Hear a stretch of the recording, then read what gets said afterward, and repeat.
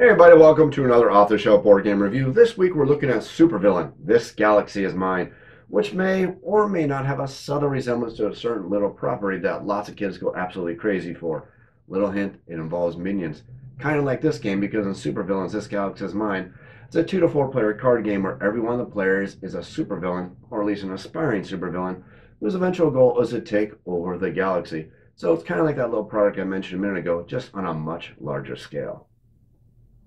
In supervillains, every one of the players is obviously a supervillain, and they're trying to do one of two things. They're either trying to build projects that are going to be worth victory points, and the amount of victory points you need to win the game is going to be different depending on what kind of play modes you're playing the game, and also the amount of players. But basically, the eventual goal of the game is to be the first person to get a certain amount of victory points. First person to do that wins the game.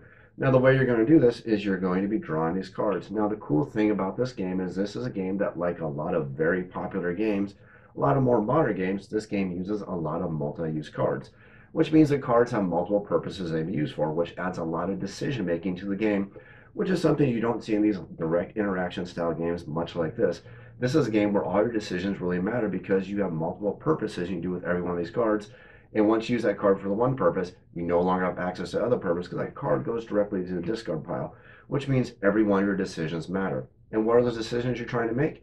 Well, you're trying to build these secret bases because once you build enough secret bases, you are going to win the game.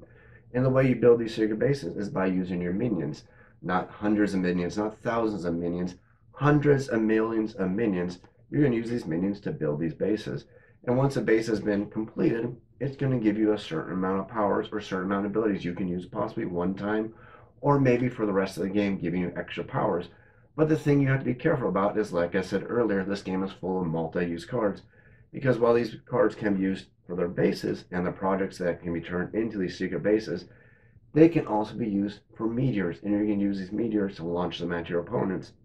And why would you want to launch these meteors at your opponents?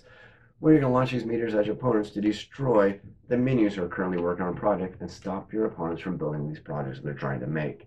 So it's a game of very direct interactions. Players are directly attacking each other by using these meteor cards, which can be charged up to become super meteors that can actually destroy the other players' bases, taking away their powers and also taking away their victory points. So this is a very interesting game for 2 to 4 players that has lots of different decisions, lots of different ways you can play the cards, whether just for the minions, whether for their special abilities that can give you shields to protect your minions from these meteors, or abilities to charge up these meteors, which allow you to destroy the bases. And this game is lots of fun, lots of interesting different things that you can do in the game. Do the combination that you're going to get from the different bases that will give you the powers, combinations that may combo off of your minions that you can have. And again, all of these things are going to come with very strong decisions because every one of your decisions matter.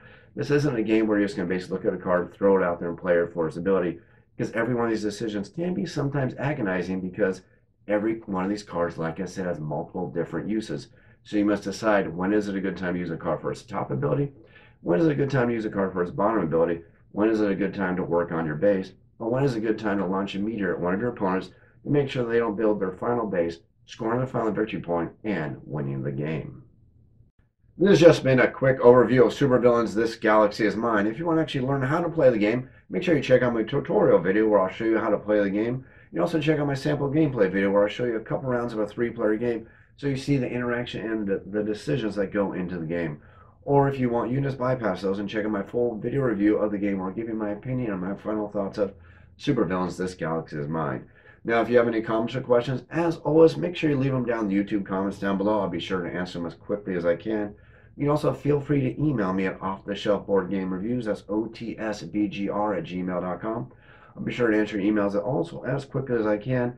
And if you enjoy this video series, think about supporting the channel over on Patreon. That's patreon.com/otsbgr. You can help keep the channel going. Just a quick $1 donation tip jar can help going towards the channel. If you enjoy this content, you enjoy this video channel, click that like button, click that subscribe button, and as always, thanks for watching.